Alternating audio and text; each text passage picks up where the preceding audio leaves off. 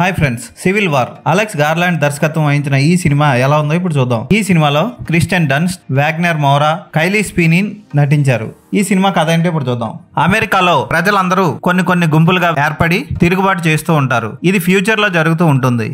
అయితే ఎక్కడ పడితే అక్కడ యుద్ధం జరిగి సామాన్య ప్రజలు బలైపోతూ ఉంటారు. అమెరికన్ మిలిటరీకి ప్రజలకి మధ్య జరుగుతున్న ఈ పోరాటాన్ని చిత్రీకరించడం కోసం ప్రెస్ కి సంబంధించిన కొంతమంది వార్ ఫోటోగ్రాఫర్లు మధ్యలోకి వెళ్లి ఇరుక్కుపోతారు. ప్రెసిడెంట్ ని కలుసుకొని అతన్ని ఇంటర్వ్యూ చేద్దాం అనుకునే లోపు ఏం జరిగింది అన్నదే మిగిలిన కథ.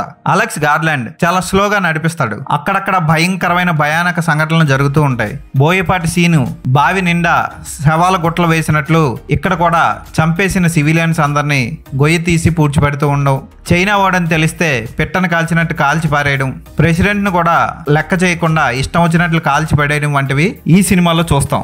అక్కడక్కడ ఒళ్ళు గగురు పొడిచే సన్నివేశాలు ఉంటాయి.